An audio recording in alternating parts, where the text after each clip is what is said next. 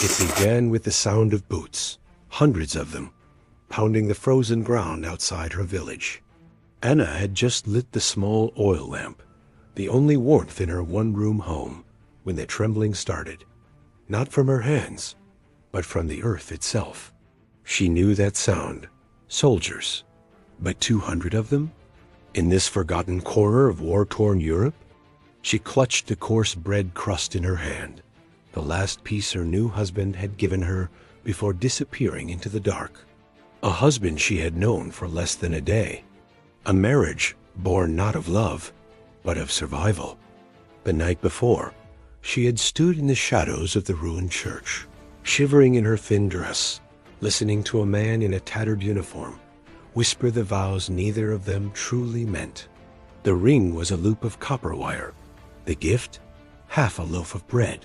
It was enough to say yes, because hunger, in that winter of 1943, was a sharper weapon than any rifle. But now the ground was shaking, and the copper wire on her finger burned like a brand. The villagers were locking their doors, whispering prayers, pulling children away from windows.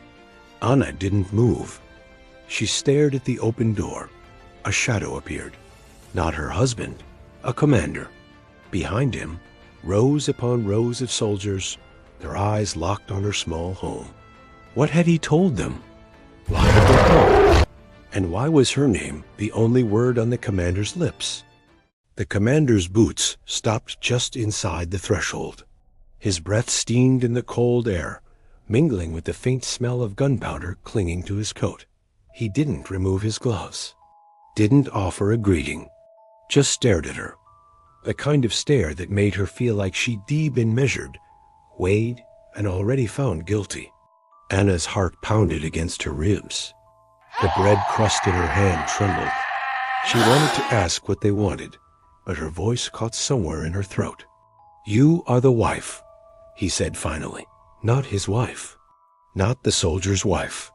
Just the wife, as if that role, that title, was the only thing keeping her alive. Behind him, the soldiers stood in perfect formation, their rifles slung but ready. Some of them were barely older than boys. Others had the hollow, empty eyes of men who had seen too much death. Every single one of them was watching her. Anna glanced toward the narrow bed. The copper ring on her finger seemed to burn hotter. What had she agreed to? What had she married into? The commander stepped aside. 2 soldiers entered, boots thudding against the wooden floor. They didn't speak. One of them glanced at her with something that looked almost like pity. The other didn't even look. His eyes were fixed on the corner of the room, where a folded military coat lay on the chair. Her husband's coat. The commander spoke again. His voice clipped. "Where is he?" Anna's lips parted, but no sound came out. She could still taste the bread he'd given her hours earlier, still hear his promise. "I'll be back before dawn." But he wasn't. And now 200 soldiers had come instead. Anna's knees weakened, but she forced herself to stand. The commander's question still hung in the air like smoke. I don't know," she managed. Her voice was thin, trembling, the voice of a woman already accused. The commander's jaw tightened. He stepped closer until she could see the fine frost clinging to the edges of his mustache. "You married him yesterday," he said, as if stating an unthinkable crime. "And now he's gone." A shiver ran down her spine. Yesterday, it already felt like another lifetime. She remembered the hurried vows whispered in the dim church, the way his hands had trembled when he seemed the copper ring onto her finger. No music, no guests, just the promise of bread and a roof over her head. But promises made in war were smoke in the wind. The soldiers began to move, not chaotically, but with a grim efficiency. One overturned the small wooden table.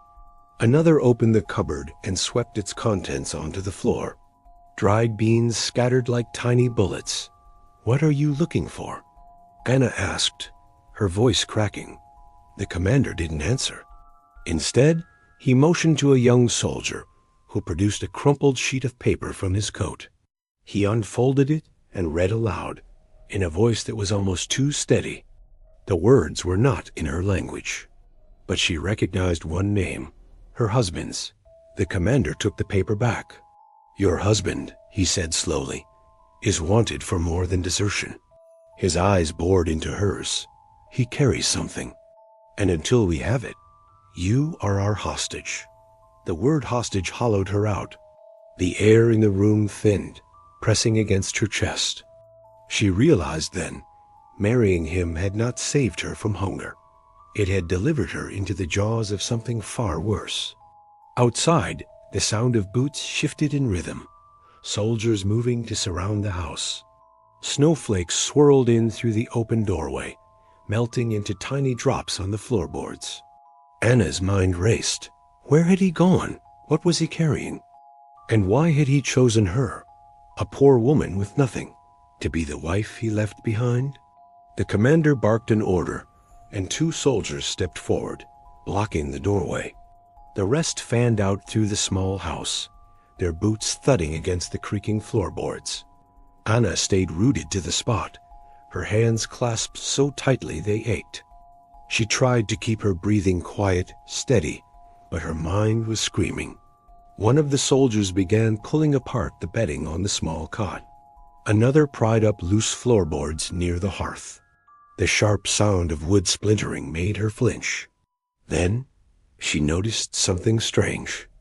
On the table, amidst the mess of spilled beans and overturned dishes, lay a small scrap of paper. It hadn't been there before.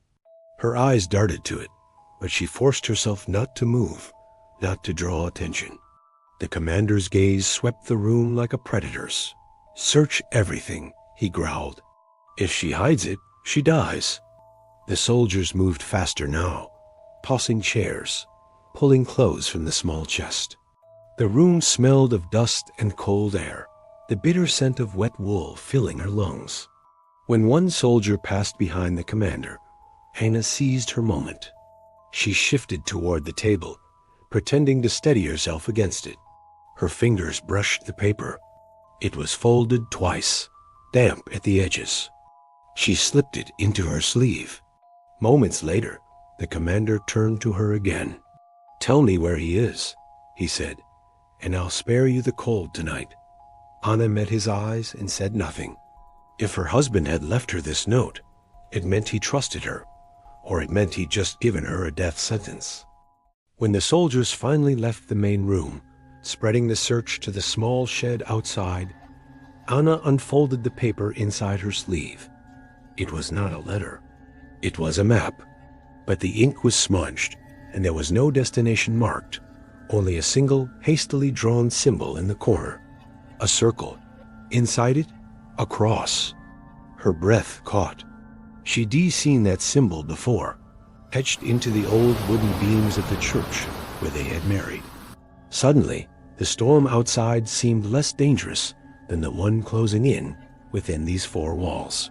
Snow hissed against the window, as if the night itself were warning her to stay put. Anna tucked the map back into her sleeve and forced her face still. The symbol, circle, and cross throbbed in her mind like a heartbeat. The ruined church, the northern beam above the old altar. She had traced that carving as a child while hiding from patrols. If Victor had marked it, there was something there. Or someone. A boot scraped the threshold. A young soldier freckled, eyes too soft for this winter paused, studying her. He glanced toward her clenched hands, then to the table where the mess had been. For a moment, she thought he'd seen everything. Instead, he leaned closer and whispered, "If you run, do not use the road." His breath fogged between them. His gaze flicked to the tree line behind the house. Then he was gone, swallowed by orders barked in the yard. Mercy in a uniform dangerous in every direction. Anna waited until the commander's voice shifted farther from the door, directing squads to search barns and lofts. She moved. Not fast draws eyes. She took the kettle, stepped outside like a woman fetching water, and felt the cold bite through her shoes. A lantern swung near the gate. Beyond it, Ranks of soldiers glimmered like iron teeth. She kept her head down, crossed to the well, and counted the beats between the guards' turns. On the third turn, she slipped along the house's shadow to the back, slid through the fence, and entered the trees. Branches brushed her cheeks. The forest kept its own silence, broken only by the far-off clatter of command. She angled away from the road, as the freckled soldier had warned, moving with the certainty of someone who has nothing left to lose. The church bell had fallen months ago.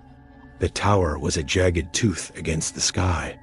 She reached the cemetery wall, pressed herself flat, and listened. No voices, no boots. Only wind and the faint creak of old wood remembering better winters. Inside, moonlight poured through the roof's wounds. Pews leaned like old men. The altar, cracked, still held its stubborn dignity. Anna climbed onto it, fingers numb, and reached for the northern beam. Her fingertips found the groove she remembered shallow, smooth. But now, beneath that carving, a second notch, new. She pried at the wood. It resisted, then yielded with a sigh, revealing a narrow cavity. Inside, wrapped in oiled cloth, a small tin cylinder rested like a buried word. She held it to her ear. Nothing. No rattle. No clue. Only weight. She slipped it under her bodice, the metal stealing her heat, and lowered herself to the floor. A sound at the door. Boots. She froze, pulse stumbling.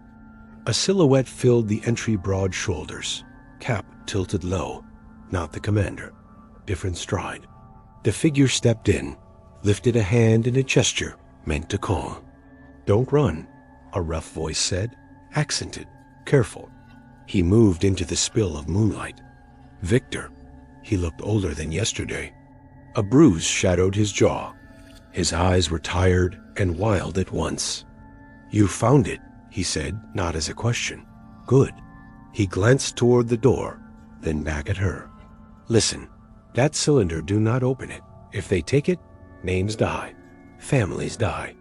Who are you?" The question left her before she could shape it into anything safer. "Someone who was supposed to be a ghost," he said, and the corner of his mouth twitched at the cruelty of it. "Your name bought us an hour." "Bought?" The word was ash. "I told them I married a local girl and came here for shelter. It made them slower. It made them careful." He swallowed. "I was coming back before dawn to get you out, but they moved faster. And now there are 200 men at my door," she whispered. "For bread, for vows, for a stranger's promise. For what's under your dress," he said, gaze steady. "Can you walk?" Anna straightened. The cylinder was a shard of winter against her skin. She nodded. "Then we go," Victor said, quietly. Or loudly. "Either way, we do not stop until the river." He took a step toward her, then paused. "If I fall, you keep running. If you fall, I carry you." He almost smiled. "That is the only vow I can keep." Outside, a shout tore the night. Lanterns flared in the cemetery, bobbing like angry stars.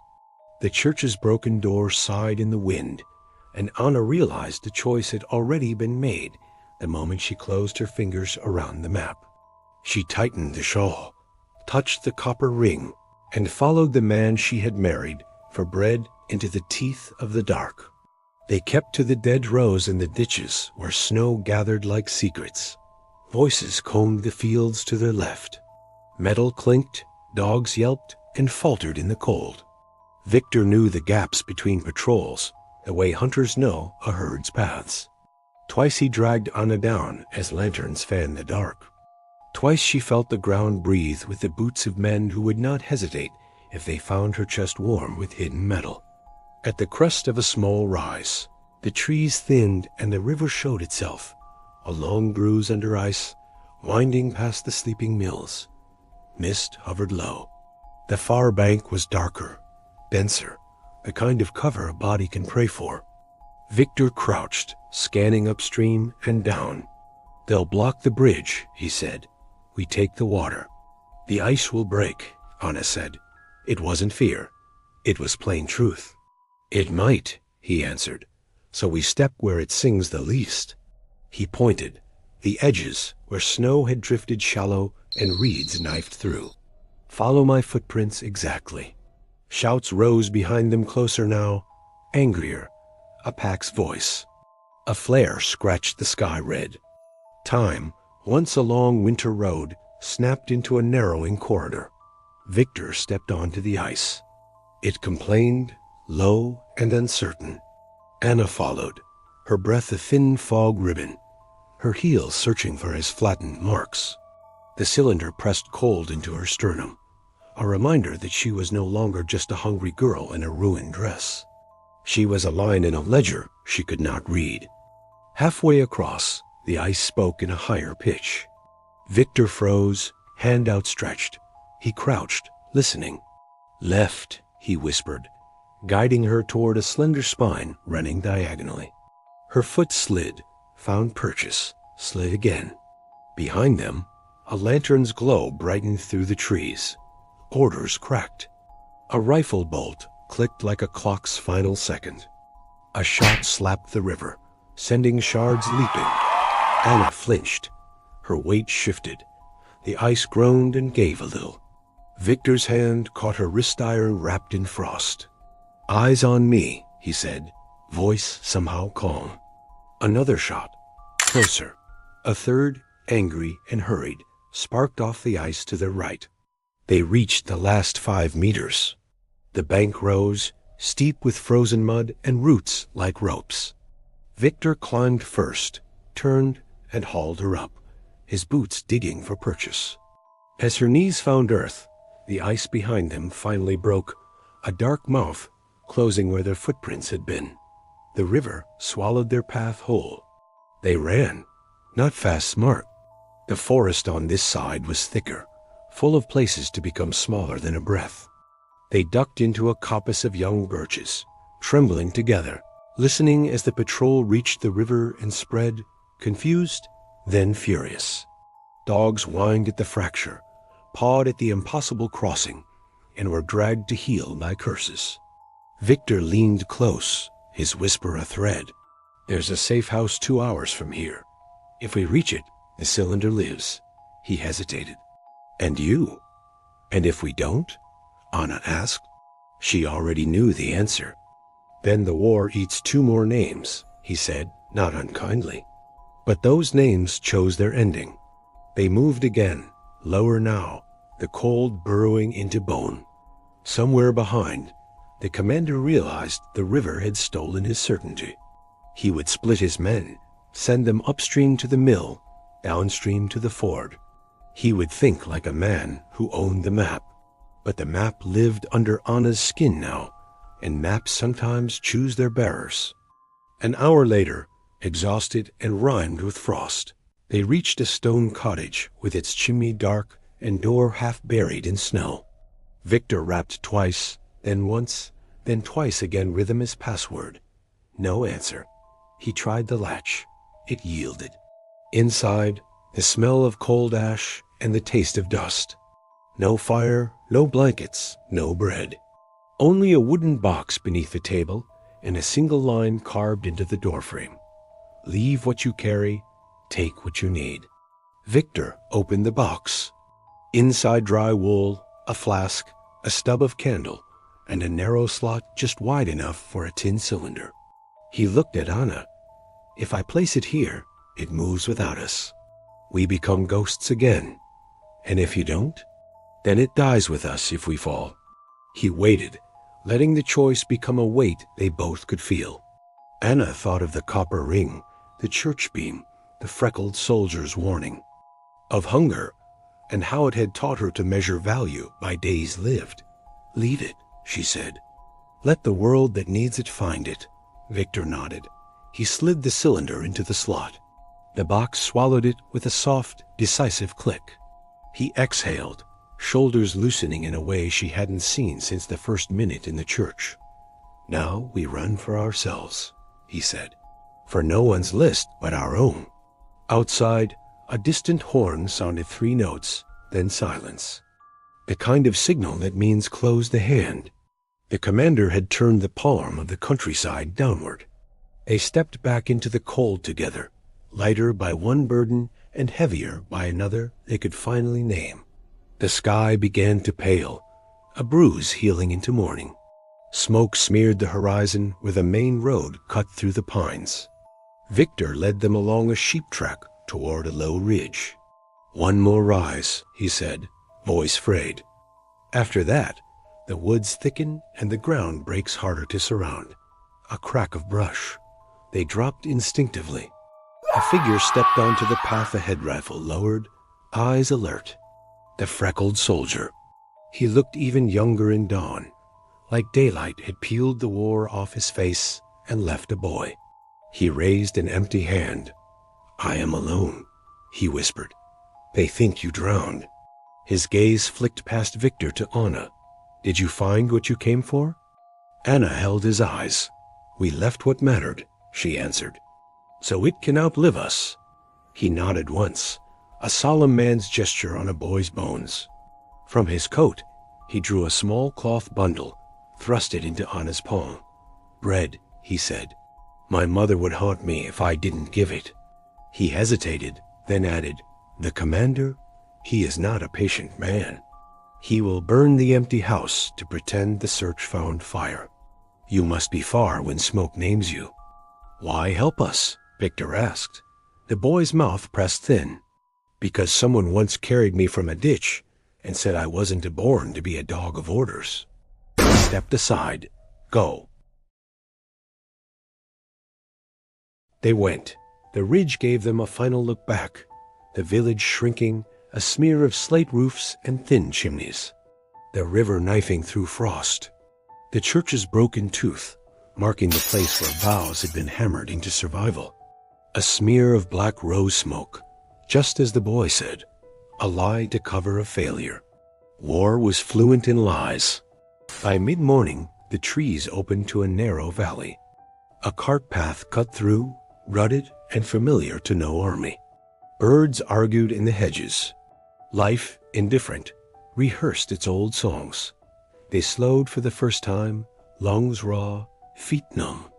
Victor's step hitched. He touched his side. When he pulled his glove away, it was wet. The bruise at his jaw had friends under his coat. "Sit," Anna said, more command than plea. She tore the bread, shoved a piece into his hand, then into her own mouth. It tasted of the boy's kitchen flour, smoke, something like time. For the first time since the boots shook her floorboards, she felt the small, stubborn flame of the future return. "What now?" she asked. Victor stared at the track, at the two lines the cartwheels had carved, at the way they narrowed into distance. "Now I disappear where maps end," he said softly, "and you go where your name is not on lists." He looked at her ring. "I used you. Then I tried to save you. Neither is enough to call this a marriage." Anna studied the bread in her hands, the crumbs like pale stars on her skirt. "I married a soldier for bread," she said. "But the bread I keep is the kind you cannot hide under a coat." She stood, shoulders square. "If I ever see you again, bring no cylinders, no lists, no borrowed vows. Bring only your real name." He nodded, a small bow a man gives to a verdict he respects. "Victor is not a lie," he said, "but it is not the whole of me." He glanced toward the tree line, where a fox crossed with the self-possession of creatures who answer to no flags. "When the war ends, if it ends, ask for the man who mends boat nets at the eastern pier. If no one knows him, it means the sea gave him another name." They parted at a fork no signpost blessed Anna, taking the path toward the market towns, where work and quiet were more valuable than truth. Victor melting into the trees, a rumor choosing its next mouth. Years later, when the lists were folded away and filed under dust, when soldiers tried to forget how dawn smells on a hunt, people in Anna's village told a story.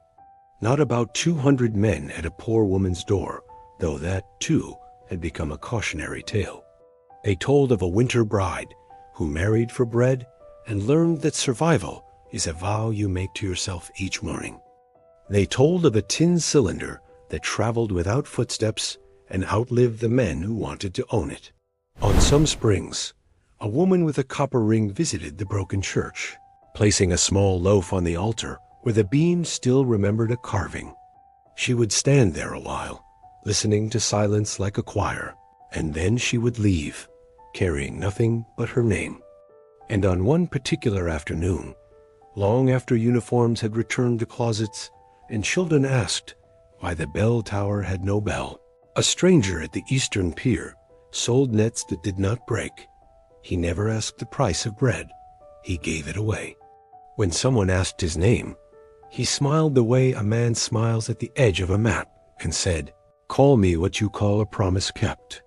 If you are ready to hear what happened to the freckled boy and why the commander never slept through another winter, there's another story waiting.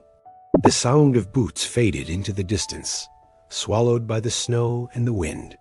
The village, once trembling under the weight of hundreds of soldiers, now stood in a hollow silence. Lila's hands still clutched the corner of her shawl, damp with tears and melted frost. The bread, the reason for her fateful decision, was gone, eaten by men who hadn't looked her in the eyes, who didn't know her name. Yet what remained in her hands felt heavier, the knowledge that a single choice, born out of hunger, had rewritten her life. The soldier she had married, if you could call it a marriage, stood a few paces away. He looked at her as if seeing her for the first time, the hard lines of his face softened by something like guilt. "You didn't deserve this," he murmured, words almost lost in the cold. For a moment, she wanted to ask what he meant, if he spoke of the marriage, the soldiers, or the war itself. But the question died on her tongue. In war, answers were a luxury no one could afford. That night, by the faint light of a candle, Lila found herself writing. Not to anyone in particular, but to the version of herself that existed before the war. She told her about the snow, the fear, the bread. She wrote about the moment she saw those soldiers crest the hill, their silhouettes blotting out the dawn. She wrote so that someday someone might understand what it cost to survive. Weeks later, the war swept further east, and the soldiers moved on. Her husband left without ceremony, without promise. In his absence, Lila planted seeds in the frozen earth, not knowing if they'd take root. The bread was gone, the hunger remained, but something else had grown in its place. A will sharper than the cold, harder than the frozen ground. Years would pass before she spoke of that day, and when she did, she didn't tell it as a story of tragedy, but of truth. "We think survival is about food," she'd say to her grandchildren, "but it's really about the choices we make when there's nothing left." In the silence after her words, they would picture her not as a victim, not as a bride, but as a woman who stood in the snow and faced 200 soldiers with nothing but a shawl, a crust of bread, and a heart that refused to break. Because in war, love doesn't always look like roses or vows. Sometimes it looks like surviving another day, no matter the cost.